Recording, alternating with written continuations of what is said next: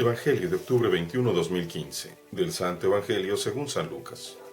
En aquel tiempo Jesús dijo a sus discípulos: Fíjense en esto, si un padre de familia supiera a qué hora va a venir el ladrón, estaría vigilando y no dejaría que se le metiera por un boquete en su casa. Pues también ustedes estén preparados, porque a la hora en que menos lo piensen vendrá el Hijo del Hombre. Entonces Pedro le preguntó a Jesús: ¿Dices esta parábola solo por nosotros o por todos? El Señor le respondió: Supongan que un administrador, puesto por su amo al frente de la servidumbre, con el encargo de repartirles a su tiempo los alimentos, se porta con fidelidad y prudencia. Dichoso ese siervo si el amo, a su llegada, lo encuentra cumpliendo con su deber. Yo les aseguro que lo pondrá al frente de todo lo que tiene. Pero si ese siervo piensa: mi amo tardará en llegar, y empieza a maltratar a los otros siervos y siervas, a comer, a beber y a embriagarse, el día menos pensado y a la hora más inesperada, llegará su amo y lo partirá por la mitad, y le hará correr la misma suerte de los desleales.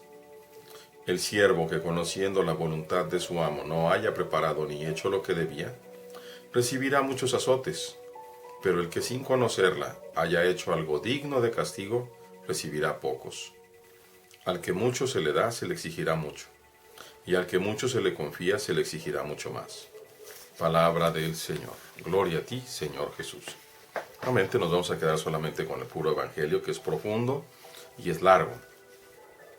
El Señor está hablando con sus discípulos y les pone este ejemplo.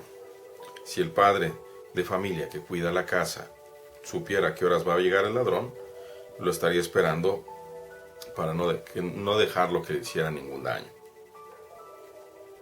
Y dice: también ustedes estén preparados, porque cuando menos lo piensen vendrá el Hijo del Hombre. ¿Cuál es esa venida?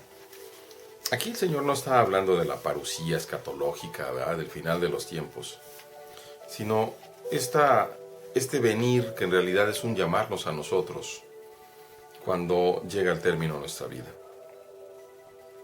Entonces te va a llamar el Señor. Y tú no vas a poder decir: espérame, estoy muy ocupado. A ver, yo te aviso si la semana que entra tengo tiempo. No. Cuando te llegue el final de la vida, cuando nos llegue el final de la vida, en ese mismo instante, como estemos, vamos a estar presentes delante de Dios. Pedro, que nos representa muy bien a muchos de nosotros, hace la pregunta: ¿dices esta parábola por nosotros o por todos? Y el Señor se lo aclara muy, muy bien. Un administrador, puesto por su amo al frente de la servidumbre, encargado de repartirles de comer a tiempo, que se porta con fidelidad y prudencia. Dichoso ese siervo si el amo lo encuentra cumpliendo con su deber. ¿De qué está hablando? Bueno, en primera instancia, por ejemplo, tendríamos que decir de los padres y madres de familia. Ciertamente que es un siervo que el amo ha puesto al frente de su familia. Muchas veces se nos puede hacer fácil pensar: es que es mi hijo, es mi hija. Sí, pero antes que fuera tu hijo, es hijo de Dios. Y se te ha puesto, así un poco como en la figura de San José, a cuidar de los hijos de Dios. Así que cuidado con lo que hacemos con ellos. Podríamos pensar también en todos los hombres y mujeres que tienen autoridad sobre otros. Pero a mí me parece que eminentemente es a todos aquellos que el Señor ha llamado para que les demos de comer, a los consiervos. Fíjense las palabras que usa el Señor. No dice: lo puso sobre los otros, ni dice: lo hizo más que los otros. Dice: es un siervo que está encargado para administrar, es decir, manejar aquello que no es de él, sino del amo, en bien de los que le han encargado. Muy bien, ahora veamos, dice: si se porta con prudencia, dichoso es ese siervo. Yo me refiero sobre todo, como les vuelvo a repetir, a aquellos que hemos sido llamados para esto. Particularmente a los que han sido ordenados, ya sean diáconos, sobre todo los presbíteros, y más aún los obispos. Dice: pero si el siervo piensa: mi amo tarda, y empieza a maltratar a los otros siervos, a comer, beber y a emborracharse. ¿Cuántas veces, con mucha tristeza, comprobamos cuántos consagrados hacen esto precisamente? Alguien necesita confesión y resulta que aquel pobre penitente que está en pecado mortal tiene que esperarse hasta la siguiente semana porque el presbítero solamente quiere confesar los jueves de 5 a 6 y no se le puede molestar, está en su día de descanso. Peor aún, cuando el consagrado se aprovecha de su posición para comenzar a comer, a embriagarse, a golpear a los otros. Y no se refiere la Escritura solamente a los golpes corporales con las manos, sino sobre todo a los golpes espirituales que lastiman profundamente. Me recuerdo de una amiga mía muy estimada, que me tocó conocer precisamente en una terapia de duelo. Y esta santa mujer tenía muchos años llorando casi todos los días, triste porque el presbítero que había celebrado las exequias de un familiar de ella muy cercano le había dicho que probablemente se había condenado el alma del familiar. Sin ninguna base, sino con una forma torpe de interpretación, una forma miope para interpretar.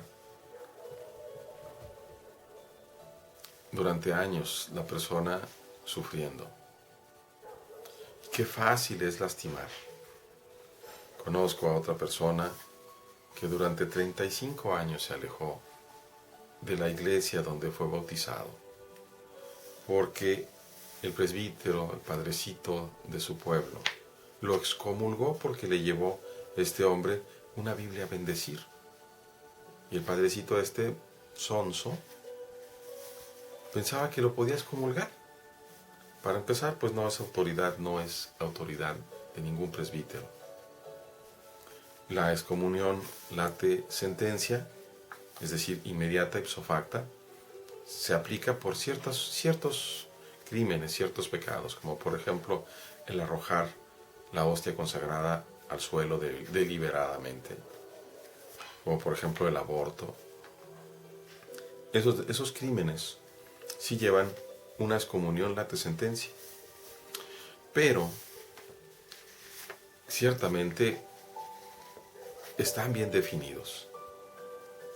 La excomunión ferente sentencia, es decir, aquella que tiene que pasar por un juicio, tiene que ser comunicada y también lleva un proceso. Y ningún presbítero puede hacer por su cuenta cosa semejante. Pero ¿qué dice el Señor? El amo llegará a la hora menos pensada y lo partirá por la mitad. Les traduzco directamente del griego, porque nuestra traducción, curiosamente, pastoralmente, dice, lo castigará severamente. Y no. Entendamos muy bien, y sobre todo aquellos que tienen la responsabilidad gravísima de una parroquia, de lo que se trata. Voy a terminar con esto. El siervo que, conociendo la voluntad de su amo, no haya preparado ni hecho lo que debía, recibirá muchos azotes. Pero el que sin conocerla haya hecho algo digno de castigo, recibirá pocos. En un momento dado conviene más, si no vamos a hacerle caso al Señor, no conocer. Y si Dios nos ha llamado y nosotros nos atrevemos a contestar y a decir que sí, entonces más nos vale hacer nuestro mejor esfuerzo precisamente para hacer aquello que es la voluntad de Dios. No vayamos a tener, como dice la misma Escritura, un fin semejante e igual a los infieles, que no va a ser de ninguna manera entrar al cielo. Quitémonos de la cabeza aquello de sacerdotem in aeternum, porque si no cumplimos la voluntad de Dios, no vamos a ser admitidos al cielo.